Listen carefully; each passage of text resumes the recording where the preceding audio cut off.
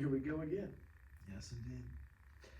Welcome to Standing on the Shoulders of Hobbits. My name is Harry Pedigo, Father Frank Amberger. and today we are here for our third installment of our series on J.R.R. Tolkien's The Hobbit, and we'll be looking today at chapter number 2. Yes. So, in this chapter, well, when we left Bilbo in the previous chapter, lots of signs that he was camping permanently at his little hobbit hole. So, but when we first see him, after the dwarves have left, and he gets up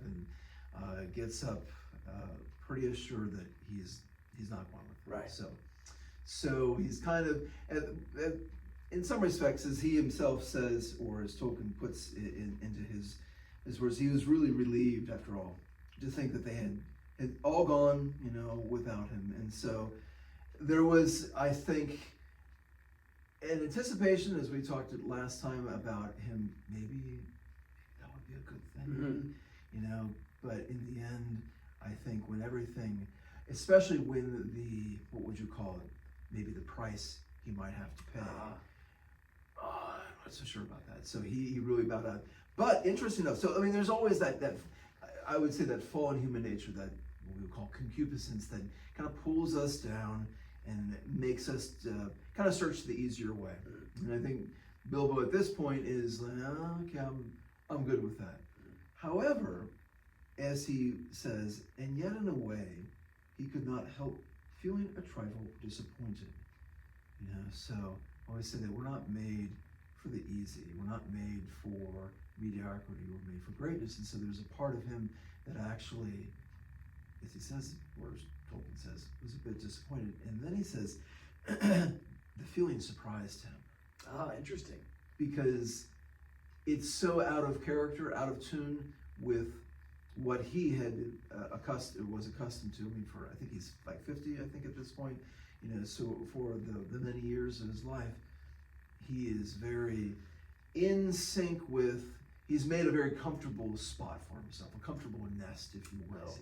And so at this point, there's something else moving in him, and then there's something else, in a sense, moving into the hobbit hole, because all of a sudden Gandalf appears. Now, That's right. Bilbo has settled down, as you think, oh my goodness, I don't know how he got up, did all the dishes, everything that he did, and then he was settling down by 10:30 for a second breakfast. And so he's ready to be immovable, and then the mover walks in. Yeah. Gandalf walks in. Oh, that's right. Interesting enough, though, Bilbo has left the door open. So it's not, there's always there's sort of this sense of, he is definitely not going to do this, and yet there's still this opening. So Gandalf, walks in unannounced, and he's like, what are you doing? When are you going to get going? And like, what? So as the reader, as we all know, that dwarves have left him a note on the mantelpiece. That's right. And Gandalf snatches it and gives it to Bilbo. Bilbo reads it, and so Gandalf says, "You gotta go." He says, "You're gonna have to run, okay?" But said Bilbo, "No time for it." The wizard said, "But," said Bilbo again, "no time for that either. Off you go." That's interesting. So Bilbo he needs that nudge. He needs that push. Yeah. There's a willingness, because I think it's a beautiful quote a beautiful phrase, a turn of phrase, or whatever you want, that comes after this. But Bilbo is set on a journey that will change him totally. At this point, he knows so very little about it. Yes. It will really, as the reader, if we haven't already gotten to this point, it will change the world. It will change the history of Middle Earth. Right. And what a thin thread thread is sort of all hung on. Yeah. And Bilbo is so willing, or so desires to be like, wait.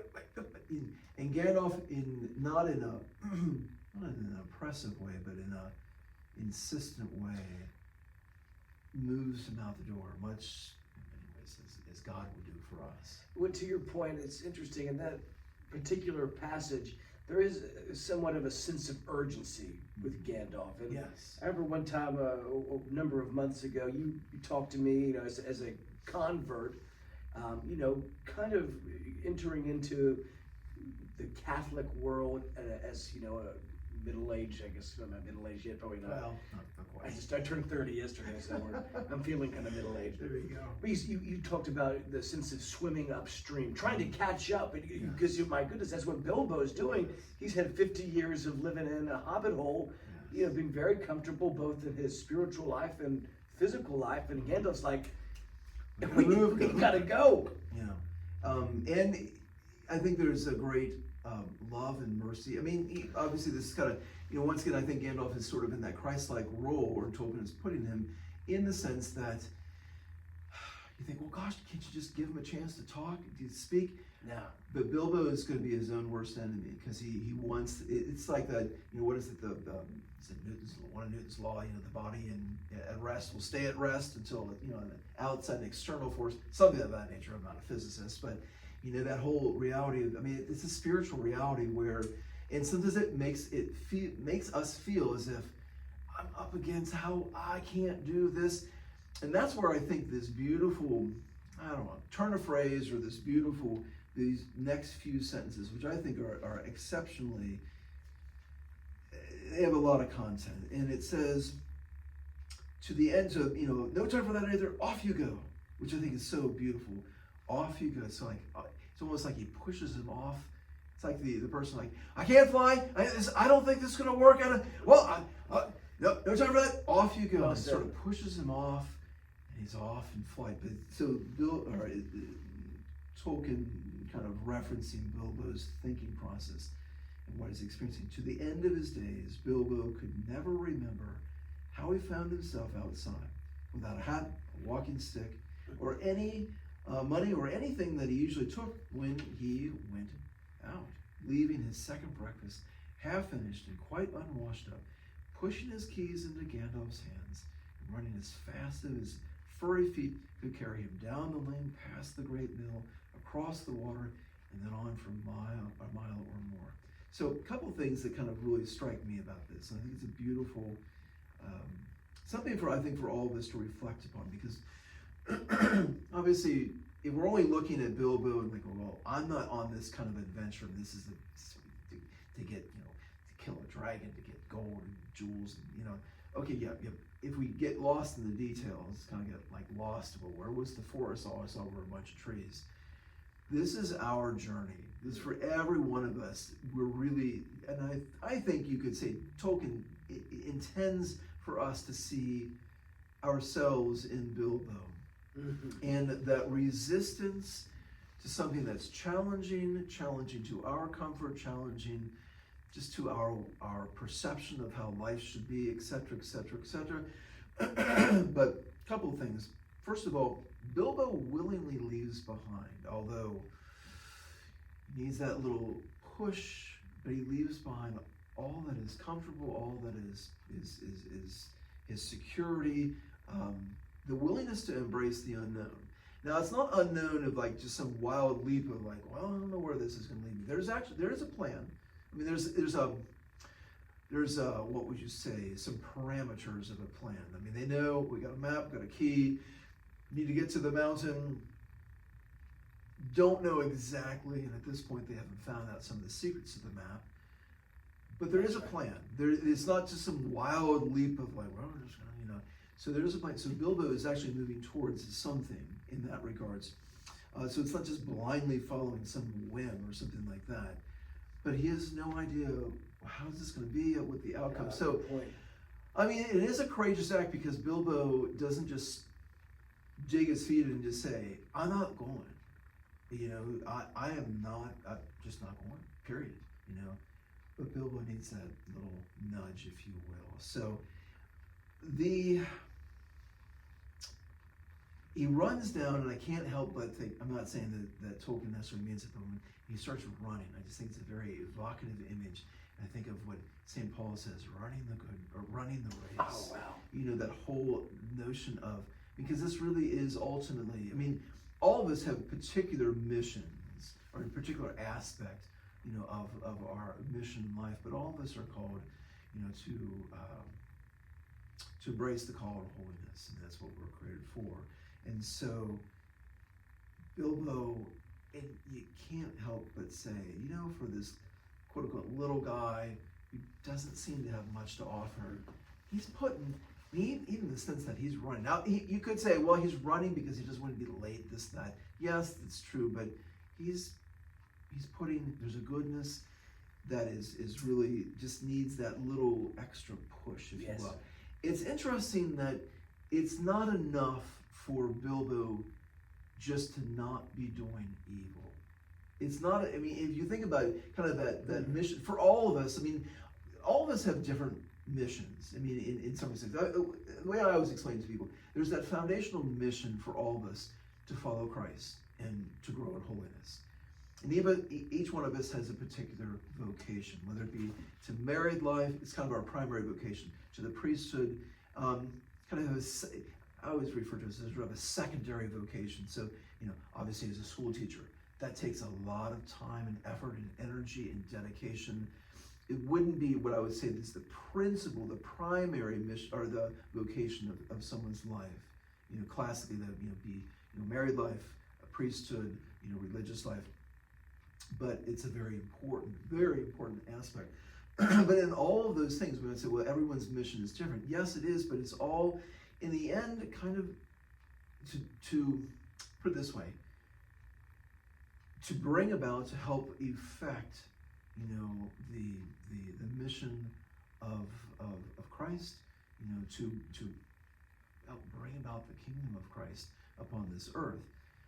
So no one can just say, look, I'm not doing anything evil. Bilbo wasn't doing anything evil. There's nothing, and it wasn't like, oh my gosh, we got to somehow change this guy because he's just really messing everything up. Right. He's not doing anything evil, but the thing is, he's not doing anything proactively to foster that mission. Well you know, said. in a certain sense. So it's not, because I think there's a bit of there can be a bit of a spiritual inertia, or just the sense of, in our culture, not just, I mean, boy, it's probably since the fall, they say, look, I'm not bad. I'm not bad. I'm not like those people over there, you know. Right. You know, I'm fine. I'm not hurting anyone, or whatever the phrase would be. I'm like, well, that's not, but are you actually involved in That's the mission? very well You said. know, are you actively, and that's one of the reasons why I think Gandalf wasn't going to just say, yeah, I don't think, he just pushes him and just gives him that little shove out the door, because, well, and we had talked about this before. I'll probably come back to this maybe towards the end of the book, unless I have completely forgotten. But Bilbo is just given, okay, Bilbo, this is the part of the mission. He doesn't know all the mission at this point. He knows some of the aspects, but we'll find out. Actually, we won't really find out until way at the end of Lord of the Rings, and the appendices somewhere in there, that there's a much bigger picture here. Right.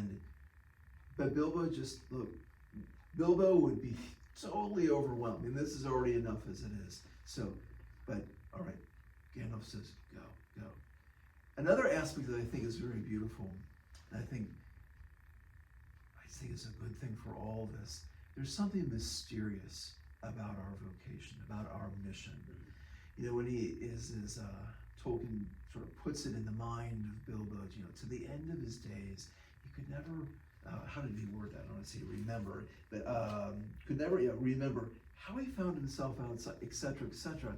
It's almost, there's something mysterious about, it's not just this mechanical,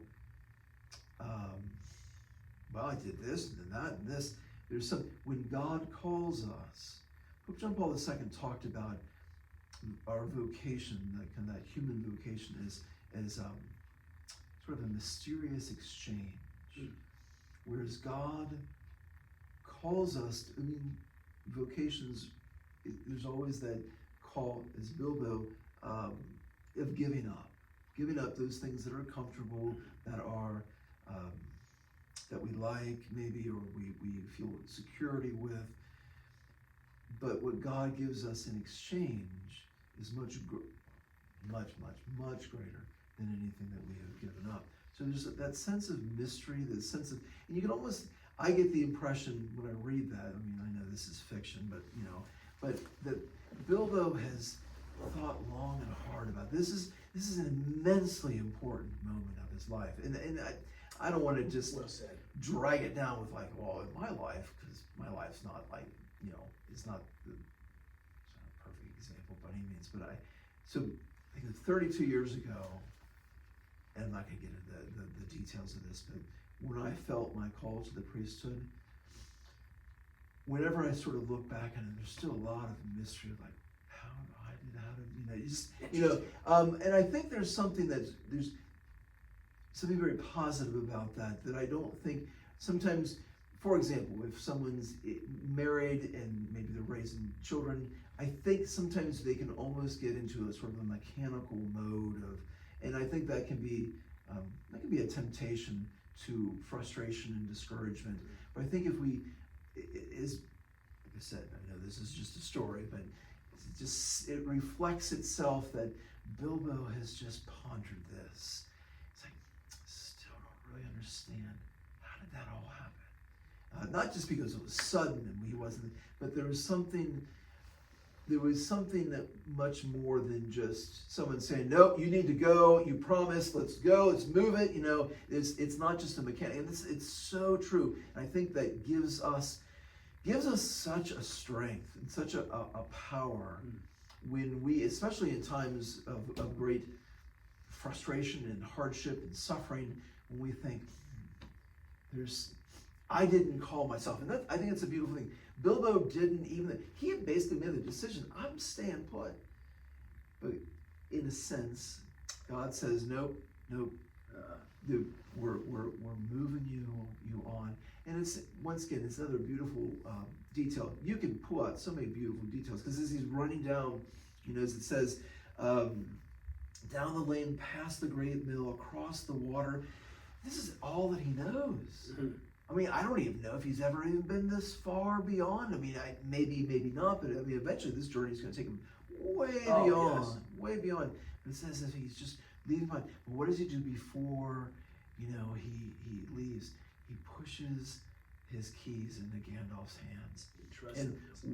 It's that entrustment, and once again, as if, Gandalf's a bit of a Christ-like figure, and how Bilbo's just willing to say, okay, I'm giving everything over. And I don't want to read too much into it, but I think if we look at that and say, well, I mean, he really is.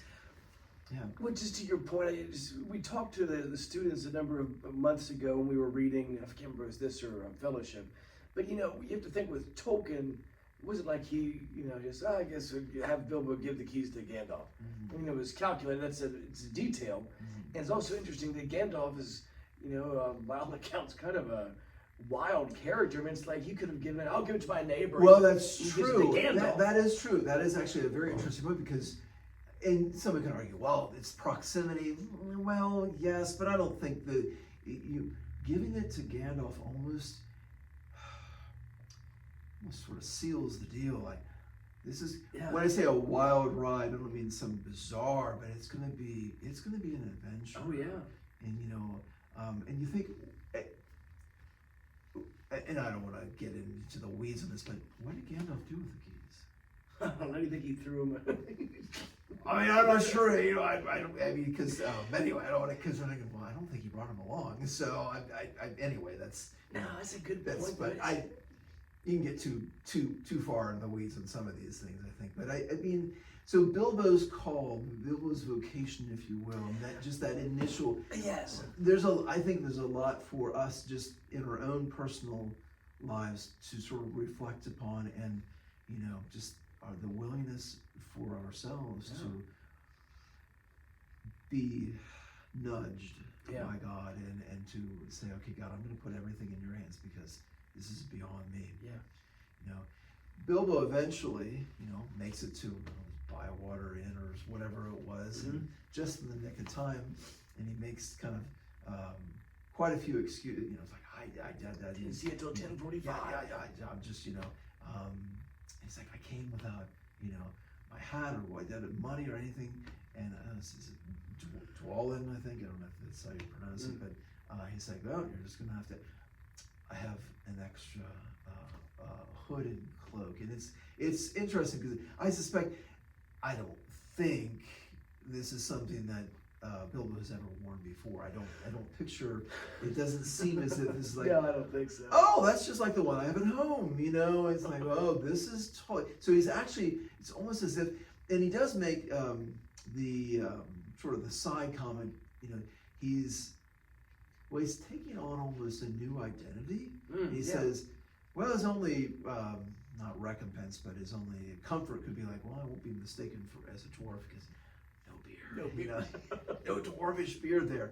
But as he puts it on, and they're a bit weather stained and whatnot, but they're too big for him. They're, right. They're a bit, and it says that he looked comical, Yeah, I was thinking of your point that you made in class a couple days ago, referencing Bilbo and the Fellowship, but I don't want to get too ahead of ourselves. Well, actually, because I think it's kind of a good reference. It is a good reference, a great reference.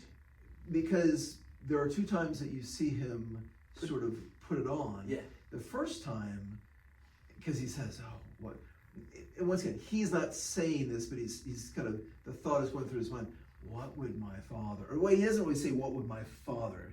Well, I don't think I actually wrote that, but he's kind of like, "What would Bungo Baggins think of him?" or something to that effect. What would his father?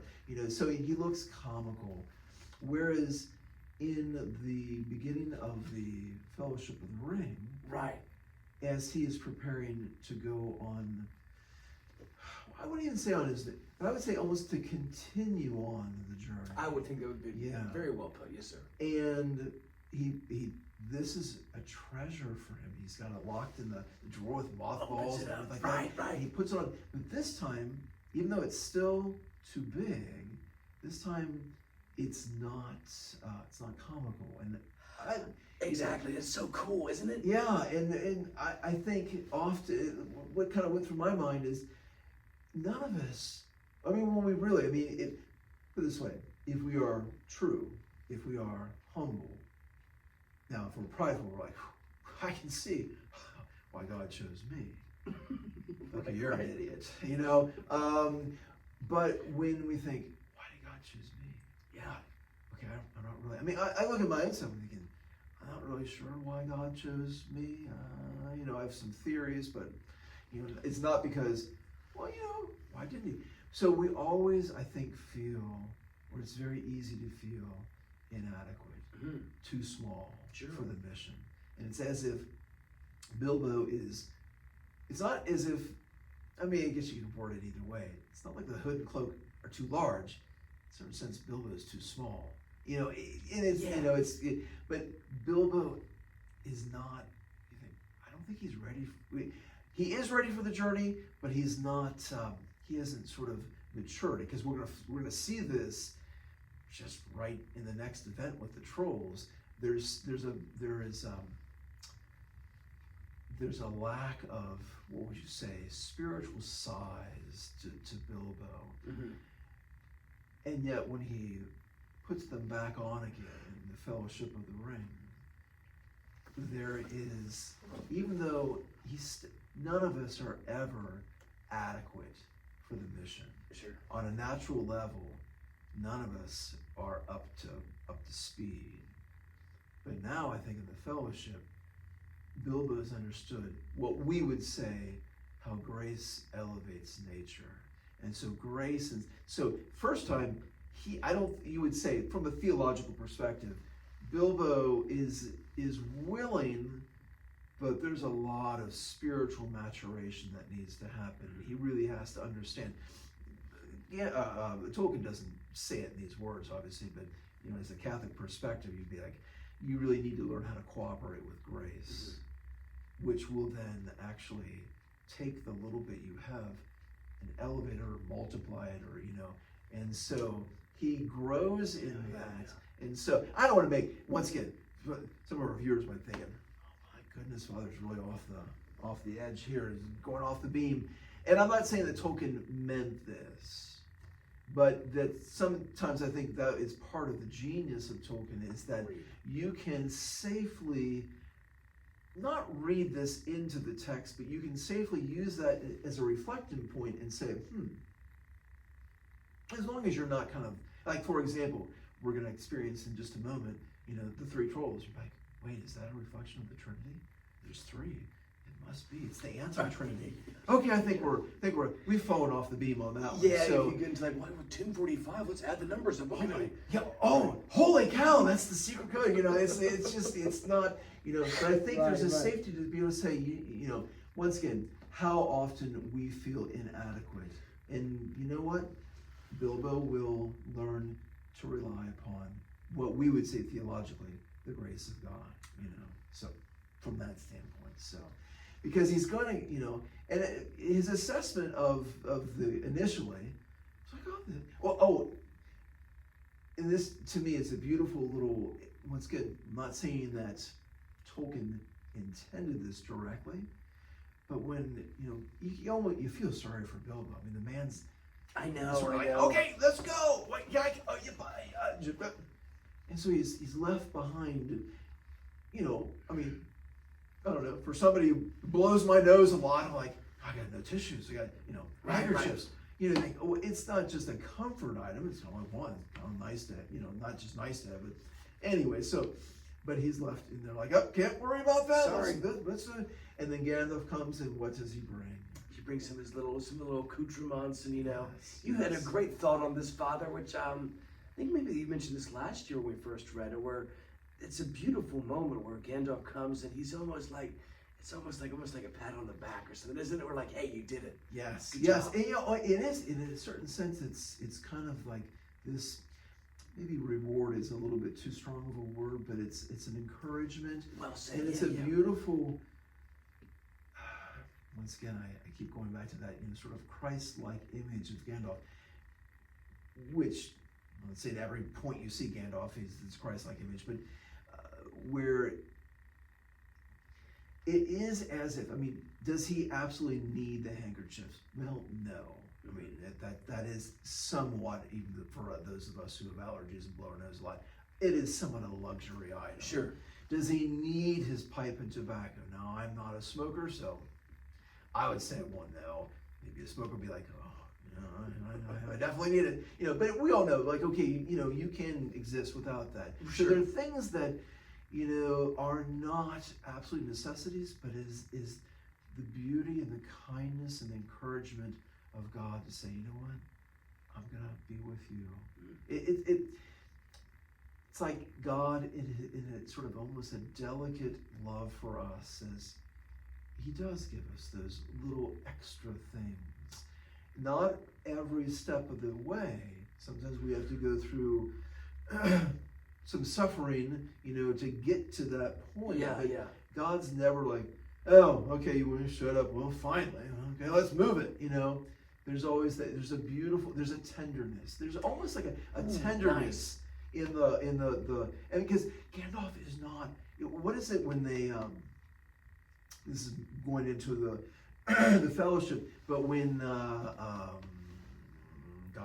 they in Lothlorien, and when they're reflecting, kind of like what they will miss about Gandalf.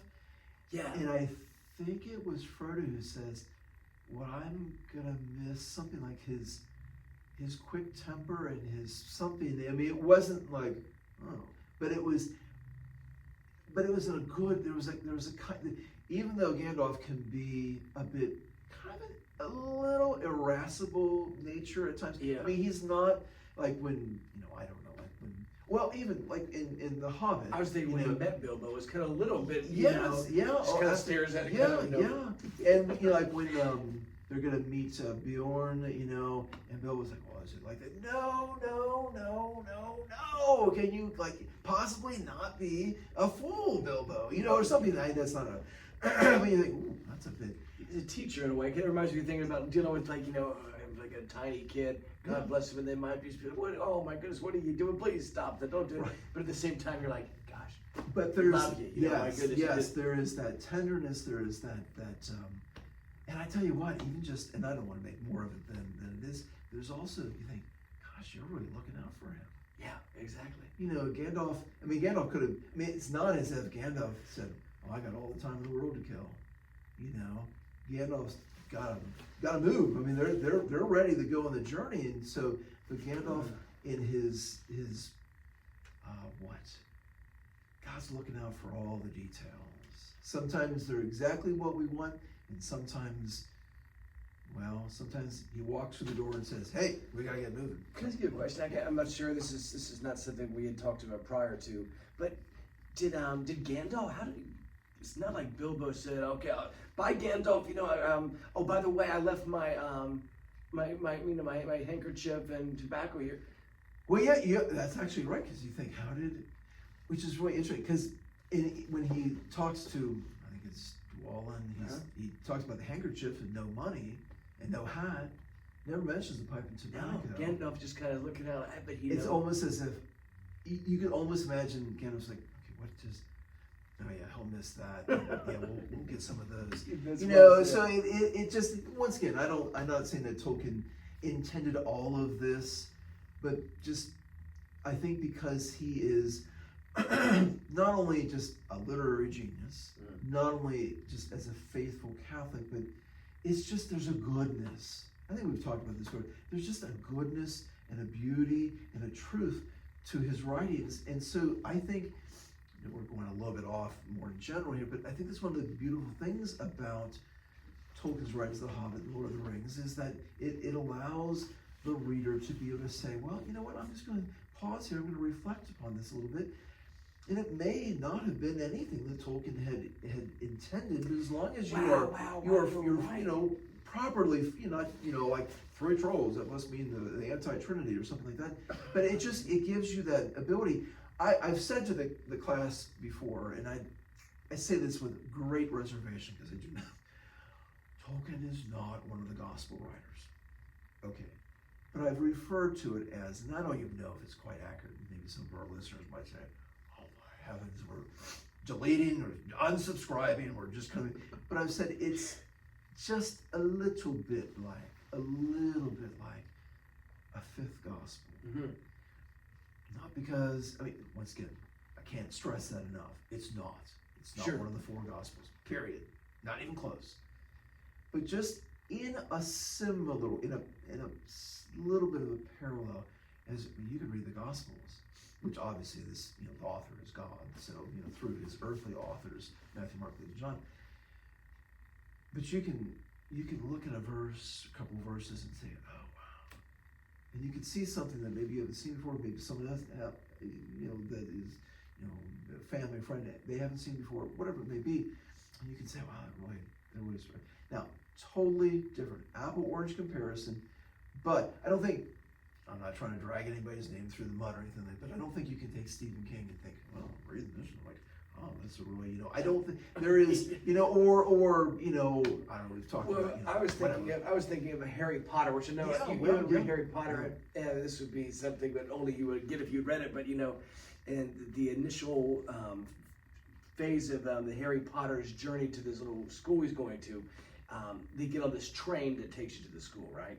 And on the train, they have all these like magical sweets, magical, you know, little gadgets, and it's like chocolate frogs that can move. And I was thinking when you were talking about, you know, the Hobbit, and you read, you know, Gandalf brings him his pipe and tobacco and a handkerchief. Kind of commonplace, but really when you get down to like it's pure, it's simple. It causes you to think like, gosh, so thankful that, you know, I have my handkerchief.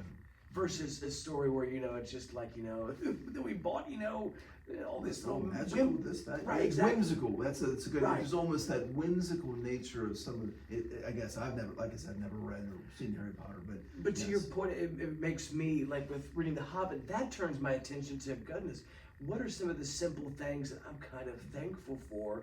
It makes you more conscious. It takes you away. It's not the escapism we talked about in other novels. It is an escape into reality. Yes, absolutely, absolutely. So, and like I said, I think this is part of the beauty of being able to read and reflect upon Tolkien, is that there is that latitude that the reader can take, without thinking, boy, I'm off, falling off the beam or something like that. So, at first Bilbo is thinking, adventures aren't so bad, and meals aren't quite as frequent as I would like them to be, but It's exciting, right? yeah. So, but is it? it gets a little grimmer, a little like, it's starting to rain now. Things are getting wet, as he says, I wish I was at home in my nice hole by the fire with the kettle just beginning to sing. It was not the last time that he wished for that. There's a little bit of a, okay, did I do the right thing? Am I on the right course? There's suffering. And you had made I thought an excellent point today at class in regards to suffering. Well, it's neat, I think to your point, Father, it's interesting that the story, the journey starts off and it's like raining. It's like, and you are, a man who has spent a lot of time backpacking, hiking, and, rain wearing a cloak on a pony, that would be a pretty rough go of it. And we think about the journey, the adventure as being, erroneously thinking that it's something that you're happy and constantly excited. If you use that kind of as an analogy for life, the journey is by nature going to be, it's going to be tough. It's going to be uncomfortable. That's what makes it a journey. And so, I think that what Bilbo will learn as he goes on this journey is that the journey is, it's tough.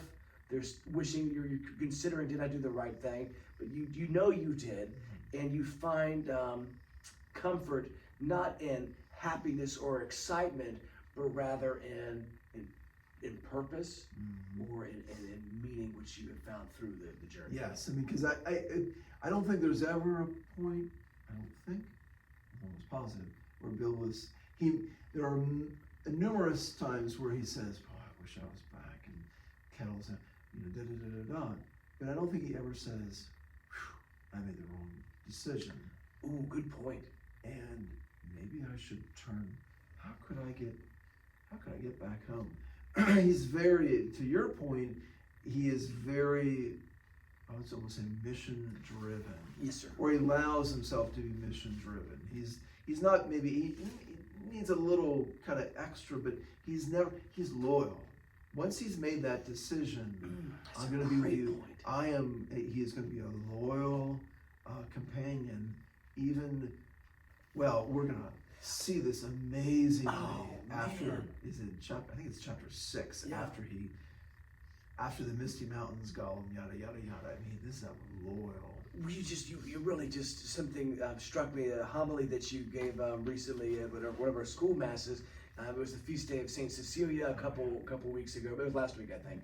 And we don't know, in your homily you talked about, we don't know a whole lot about Saint Cecilia, but what we do know is she was devoted to our Lord. And that's such a cool, that's the beauty of the Hobbit, is it points to remind you of, gosh, Bilbo might not be the toughest, meanest bruiser of a warrior, the sneakiest thief, but he is devoted to the journey. And he is, and that's one of the amazing things about this little guy. Right. Man, he's got pluck, but he is faithful to his friends. He's faithful to the mission. And there's almost something that, I don't want to read too much into this, there's a mysterious sense of being faithful. I mean, let's just kind of leave it at that point. Because I think we're going to have more opportunities to really see how this guy really pulls it together. But he's definitely, I think you're absolutely right. I think we can find ourselves paint ourselves into a major corner where we think, I'm not happy. I mean, and I don't want to. Yeah. Honestly, I've been a priest for 26 years. That doesn't make me an expert on anything, but I've heard enough stories or enough things, and I've heard people say, like in their marriages, just say, "Well, this isn't going to work. I'm just not happy." Oh man.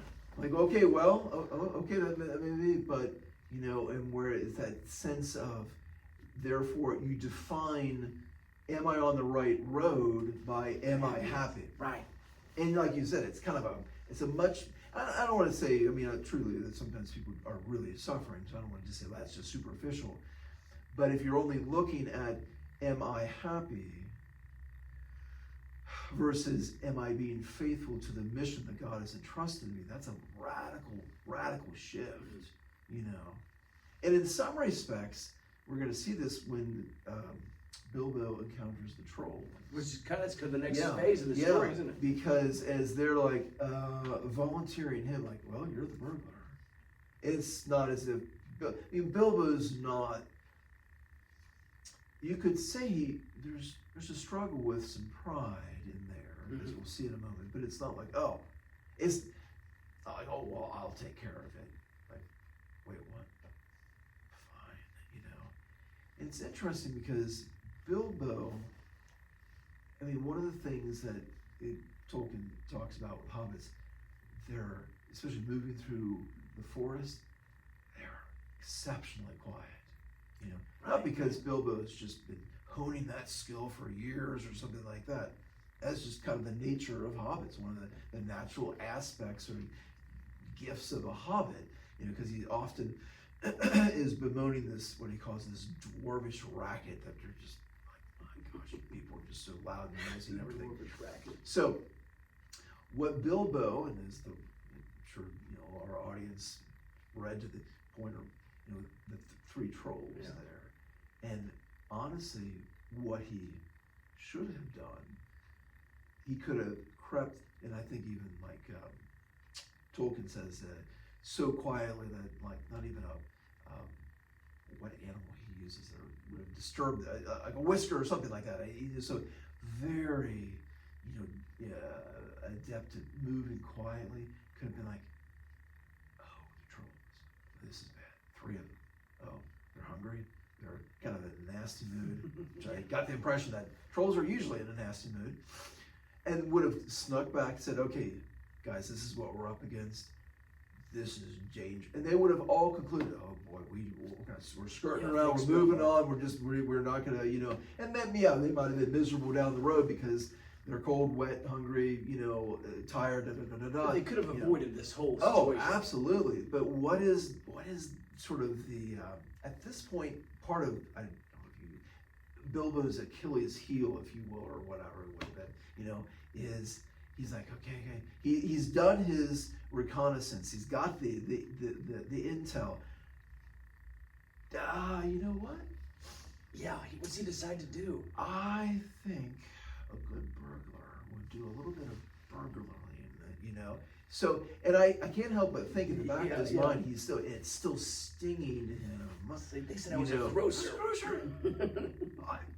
I'm going to prove it to them that I am not. Hey, do you want to hear this quote real quick? To your point, this is, like Father just mentioned, you know, he was asked to just do reconnaissance, go find out what that is, and come back. And it says, after hearing all of this, Bilbo ought to have done something at once. Either he should have gone back quietly and warned his friends that there were 3 fair-sized trolls at hand in a nasty mood, quite likely to try roasted dwarf or even pony for a change. Or else he should have done a bit of good, quick burglary. And unfortunately, and you think, wait, why would you, what, to prove himself? And you know, in the sense that, you know, when we first met Bilbo, he's comfortable on a material level, but he's also comfortable from the standpoint, I like people thinking highly of me. And I'm not going to have any adventures, dirty, nasty things, you know, because people don't think highly of you. They don't think highly of me. They think I'm really not worth much. I'm a grocer, kind of da-da-da-da-da.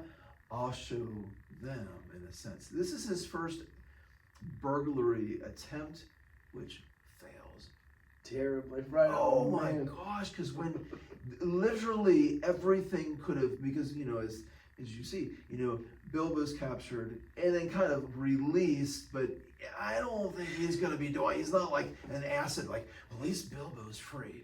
I don't think that's going to help because all 13 of the dwarves are captured.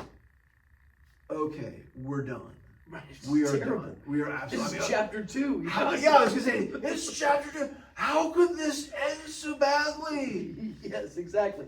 Which that's the beauty of that too. It's like I like how things get, things are serious. It's not like something where they lost the group of dwarves and the Hobbit lost their way and it rained. It's like no, there are 3 trolls that literally want to cook and eat you. Yes. And so they haven't even gotten to their objective yet and failed. They didn't even get close to it already. And so and I would say the act of pride on the part of Bilbo I agree. endangered the entire mission. Yes. And like I said, eventually the reader will, if they don't, although I just discovered it because I never read the appendices. I'm like, no. I would not recommend reading the appendices at this point because I just read it in sequence, but it's just fascinating thinking, oh, this is not just a little story of like a side note, like, oh, hey, because I always thought of The Hobbit as like, okay, gives you some useful background information about how, Bilbo got the ring, yada, yada, yada. I'm like, but you're like, oh, this is big. This is really big. But Bilbo, he jeopardized everything, and so you think, oh, that's uncommon, because let's face it, we all see ourselves in that where we will do something to say, well, look at me, Right. You think, you fool, Yeah. and it's just, so, but it's interesting, Gandalf comes to the rescue. What happens after that fight? The dwarves are all put into sacks. They're talking about how they're going to kill these fellas and eat them, right? Yep. And just like I said, it looks like it's getting shut down at that point. One of the things that I think is really fascinating, and you didn't bring up the point, not directly but indirectly, and our point is not to trash Harry Potter, but I don't think you can compare the two. But be it as it may, whatever it is, But you had mentioned at some point, and I think it was more, and I think we'll probably come back to this point when we get into the Fellowship, where in Harry Potter it seems like the magical spells are like, bingo, jingo, blah, blah, blah, blah, boom. Yeah. There's no effort. There's no like risk. Right. There's no. It's all very like, I don't know. Kind of trivial is not the word, but it's something that doesn't like. It's so commonplace, isn't it? Yep. It's interesting. Now, I was gonna say this is not a direct like, oh, I can see that, but it makes me think of that when you think, well, why didn't Gandalf just, I don't know, ride to the rescue, like, whoof, and they all kind of, blow up into the smoke or something like that. It's interesting that, and I'm not trying to make more of it than it is, but Gandalf uses a very interesting methodology in his attack, and he uses the trolls are just innately negative, and I don't mean negative like, well, it looks like it's going to rain today. They're evil in a way. Yes, there's an evil negativity, just like this harshness. I was reading a book, in a book that I was reading, it made a reference, and it really struck me. I thought, oh. And this was sort of a quote from, I think she had been like a former Satanist, and she said, the demons are attracted to negativity. And once again, this kind of, in today's world, sometimes like, oh, no negative thoughts. Yes and no. I mean, this is more of a true sense of darkness. Can I add to that point real quick? I'll make this brief, but to your point, I think at the beginning of this podcast, before we started filming, mentioned the trolls in my mind, and I think maybe in Tolkien's, I don't know, very similar to Grendel from Beowulf. Grendel from Beowulf is he eats humans. He actually puts humans in a magical bag of some kind. The same way the trolls here have bags, and they're in order to kill these dwarves. And Grendel in the story of Beowulf is said to be a descendant of Cain. Like he is legitimately aligned with evil. There's no like, I wonder if he's actually that bad. It's like, oh, he is. To your point, the trolls are also, there's no question that they're evil. Right. And there's that, like I said, I think we can too quickly maybe skirt, because sometimes people say, oh no, I'm a very positive person. Okay, it's not just maybe negativity on that superficial level. I mean, I think the destruction of the trolls, because I don't know if it was Tolkien, Lewis, somebody said that something to the effect of like, I can't remember the exact phrase, but oft evil destroys itself. Something that Such a cool point. Yeah, because that's what Gandalf actually did. He didn't step in and be like, okay, it's the magical moment of da-da, boom, boom, boom, and then everybody sizzles and like, okay, everybody's okay. He uses, which is actually fascinating when I think about it, because he uses, we usually think about it in temptations, and in a certain sense it was a temptation, but it was a godly temptation, because the trolls, he mimics their voice, and they think, well, this one's arguing this. I mean, you said this, and they start arguing, continually until sunrise, and then all of a sudden they become, because the mountain trolls are, I guess, made of the same stuff as the mountain, so they're stone, and if they are exposed to the sun, boom, they solidify, forever. But all Gandalf does is he sort of steps into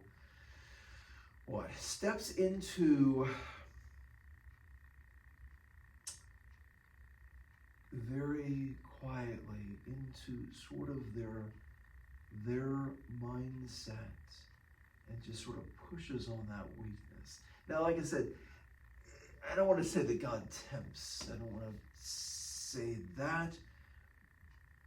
But there's the enemy, put it this way, the enemy will search out our weak points in this example, that negative,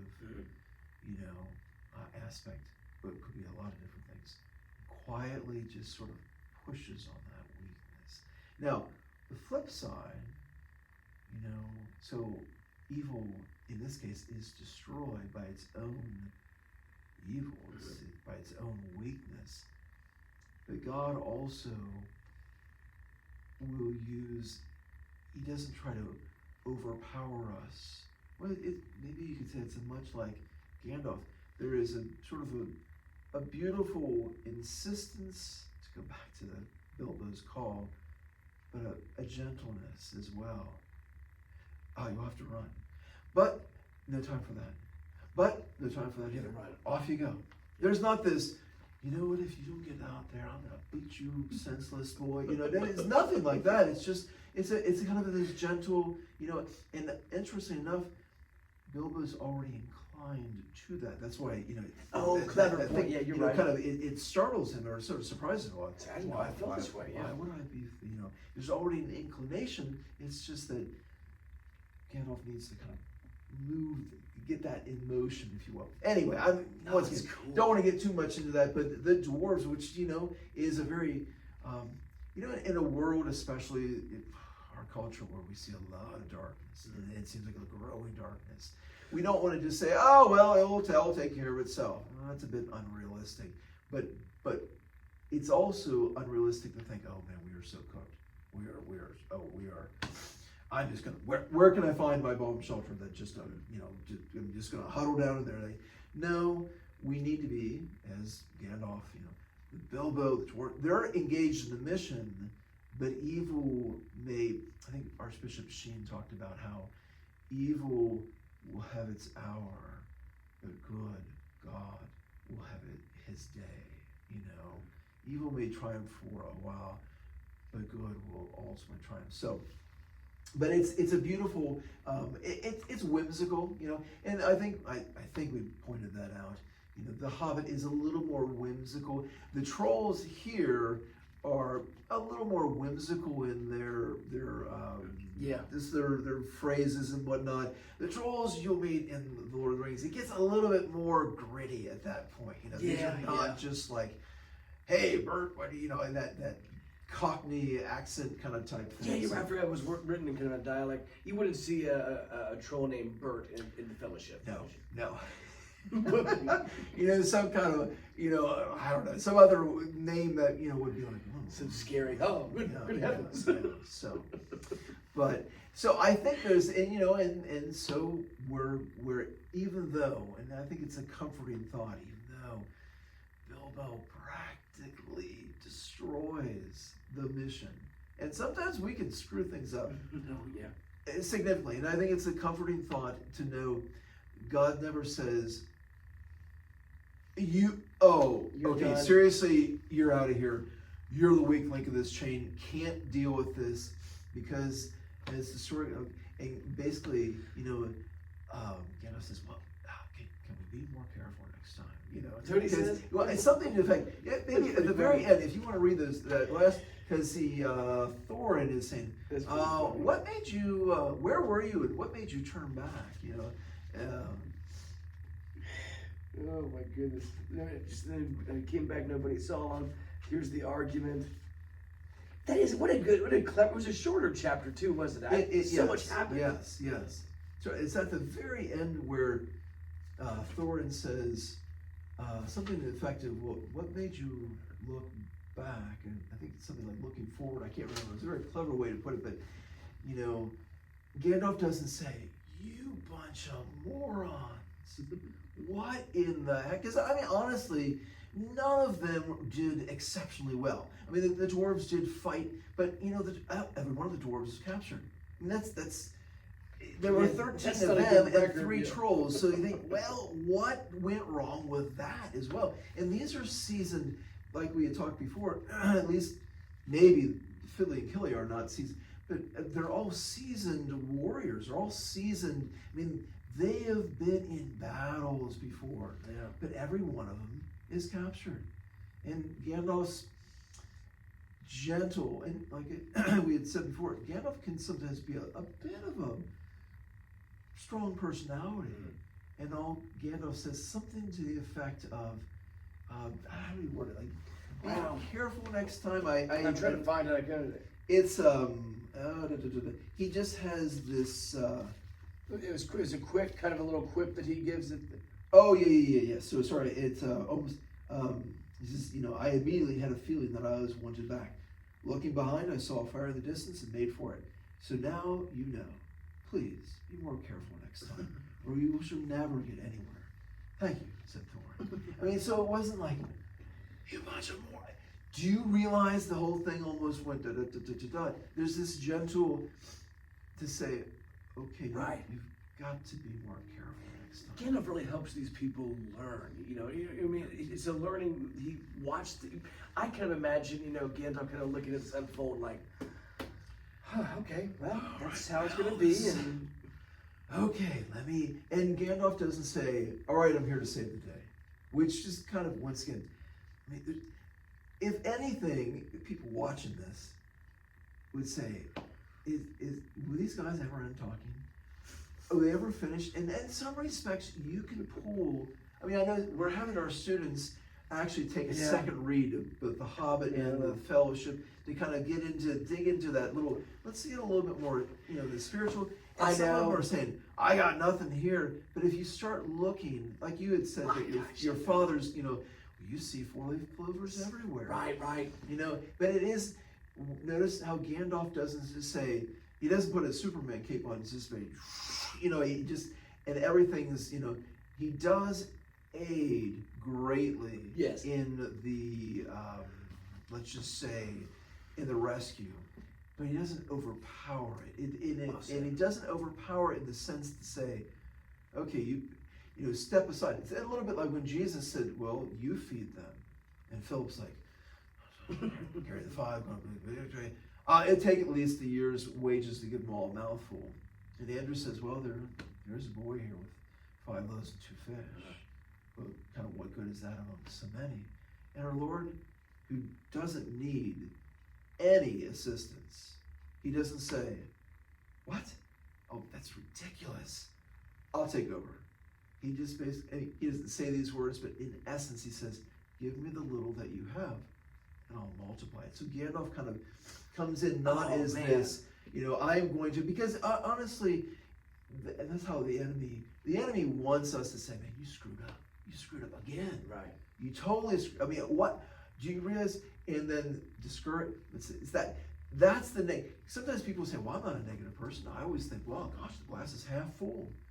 That's not always, that is true, but you ever get discouraged? You ever get frustrated? Mm-hmm. You ever, allow that discouragement joy settle in where you're thinking, man, I can't do this. Mm-hmm. That's the negativity that's really demonic, because it really paralyzes. And notice Gandalf doesn't put their face in it or anything like that, because, I don't know, once again, I'm not saying Tolkien meant this, but that is one of the greatest discouragements, is I can't move forward. I know I don't want to go, on a whole other tangent here, but I was looking at the chapter, I was trying to find that Gandalf quote, and you're right, like after he kind of, in a very gentle way, helps them, kind of facilitates their deliverance from these trolls. I just remembered, they find the horde of weapons. Yeah. That's so medieval. Actually, that, you know what? See, that's, oh my gosh. Even though it's a short chapter, there's so many, because there's a whole bunch. Oh my gosh, there's a lot. Well, doesn't that remind you? That's very Beowulf-esque, where you think about, you overcome the obstacle. In the case like, Grendel's mother. Beowulf overcomes Grendel's mother and finds this, this almost magical sword, perhaps a symbol of his strength through perseverance, and the sword, melts because of. But you have to. As we've talked before, you're much more of a medieval expert than I am. No. So, but where Tolkien is very influenced by Beowulf, and so isn't that kind of Excalibur too? I mean, that's kind of a French story, but you think about like you overcome an obstacle, you need something, you need a symbol of strength, and physical representation of strength is a sword, and boom. And I'm going to completely boggle this quote. I always say I hope there's no test when it comes. Well, it'd be hard enough to get through the judgment. And St. Peter's like, all right, now quote, Matthew, whatever. But somewhere in the Gospels, our Lord says, like when a strong man armed guards his property, sort of everything goes. And that strong man that is Satan. But when one stronger than he overcomes him, and something like takes the arms that he was relying upon. It just came to mind when you mentioned about, when they get to the troll horde, of all the food and the gold and the weapons. And this is where, it is so pivotal, because it's not just that Thorin receives that incredible, I would say, elven sword. Yeah, that's right. And that's right. I don't know if it's an elven sword, so I'm not sure exactly. And Gandalf, which I think Gandalf uses, but he does. Two caught their eyes particularly because of their beautiful scabbards and jeweled hilts. Gandalf and Thorin each took one of these, and Bilbo took a knife and a leather sheath. And that knife is going to prove to be invaluable. Oh my heavens! Not just for Bilbo, but beyond for Frodo and it's just going to you just think it. Once again, people are thinking these guys are a bunch of nerds. They're talking about swords for 2.5 hours. But I tell you what, think about Bilbo had no idea at this point, and it seems like it's such a little insignificant to everybody else. It's an insignificant, and he doesn't even really. It doesn't have all the. No one's like, whoa, that's an awesome, piece of equipment there, and yet it proves to be so pivotal when we get to chapter 5. And it proves to be so pivotal when we get to when they're in Mirkwood with the spiders. And it proves to be so pivotal on and on. And then you get into Lord of the Rings, but you see how just how God used it. You don't see everything put together. It's just being, like you said, faithful to the mission, faithful to what is before you, and God has this He has a big plan. Oh, Well, absolutely. in a weird way, the way you just phrased that, in a strange way, they wouldn't have those swords had Bilbo not, gone and tried to be a burglar Yeah. with the trolls. Even through his mistake, You know God's what? plan is, That's a perfect, because what's the old phrase? God writes straight with crooked lines. I've never heard that. That's brilliant. So, well, it didn't come from me, trust me. you could have told, you probably could have told me that. I would be, man, this guy, my goodness. So what kind of, because in not with going into huge detail, but God has two expressions of his will. This is where sometimes people, understandably so, get really wrapped around the sort of the spiritual axle, if you will, because you're like, how could God let this happen? So God has an active will, God being perfect goodness and truth, and can only actively will good. Mm. But he does permit evil, so that's the crooked lines, if you will, because he knows that he will bring about an even greater good than the evil, which is so you think, because the whole thing with Bilbo, yeah, you're right. If Bilbo hadn't, but so if you take that to a theological thing, God could have stopped Bilbo. I know this is a story, but if you kind of took it into more of a theological real life, God could have stopped Bilbo. Could have easily prevented Bilbo from making that mistake. But God permitted that because he knew he could bring about an even greater good. Yeah. Wow, it's a beautiful insight. Yeah. So, but this is the perfect example where there's just, my heavens, we're only talking about one chapter, and that's a good we note still haven't plumbed the depths. No, we haven't. So, but that in the last insight, Father, along with all the others that you've been able to provide for us here, that's a pretty cool takeaway for chapter 2 of The Hobbit. Yeah. So, if I can, I was going to ask you last time you had some questions for reflection. Like I said before, I think it is really I think it's important to have a little notebook as you're reading, so you can write down phrases that really strike you, and if any of these questions help. I mean, I'm not saying I'm not Tolkien, so this is me. So, but as I think I've said before, reading the story and then kind of reflecting and pondering, like what we're doing right here, kind of saying, okay, what's a little bit of a deeper sense of things, and then you kind of see that spiritual, like, like Bilbo, well, if he had, et cetera, et cetera. But then I think the really sort of the tip of the pencil is, what does that mean for me? Mm-hmm. So these are just some a couple reflective questions, if you will. So, or if you would be. So number one is, where in my life am I satisfied in taking the easier, I'm going to put that in quotes, or a more comfortable way? How often do I allow God to nudge me out the door? And then kind of part of that, where am I refusing to go through the door? So, as you can tell, these are not sort of just yes, no, true, false, B, B and D. So, got it. So number 2, what are the areas of my life where I struggle to put the quote-unquote keys into God's hands? Oh, brilliant.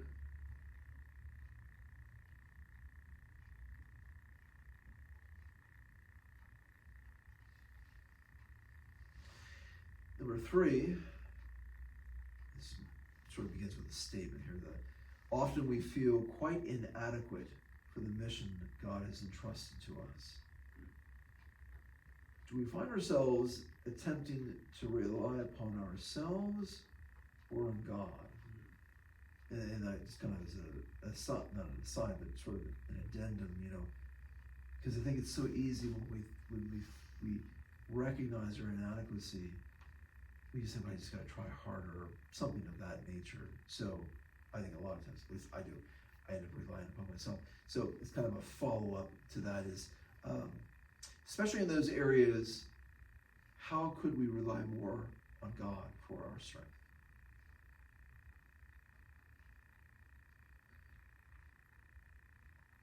And this is just me kind of reflecting a little bit upon, Bilbo kind of taking the hood and the cloak and thinking, size-wise, there's something, So, and then the last one, number 4. The trolls were ultimately overcome by their negativity. What areas of our life are weakened by negativity? Pretty simple, straightforward, but once again, not just that negativity, like, oh, I don't think negative thoughts, which there is truth to that. There really is truth to that. So, but a deeper sense, what you say, discouragement, frustration, things of that nature. So, Well, Father, it's been just a pleasure to talk with you today, and thank you for taking your time. So, hey, my pleasure. Thank you very much. Without your help, this podcast No, I don't think so. would be just a little spark in my brain, like, hey, maybe we should do something like this. So, thank you very much for everything you've done. So, all right. Well, so next week, I think we're going to try to take chapters 3 and 4. Because if you're kind of trying to read, I don't know, in tandem with us, so either that with us or in advance. So 3 and 4, because chapter 5's that's a big one. That's got lots of stuff. Yes, that'll be a fun one to get into. So, and also, we just not to bring up anything irrelevant, but you might have a couple new. We recently experienced a new beverage. Oh, today. Maybe we'll talk about that for a holiday special or could something. be the Tolkien special, yes. I think we could do a chapter 5 special. How about that? Yeah. You think so? Yeah. Yes, indeed. That would be great. Until next time, then. Thank you. God bless you all.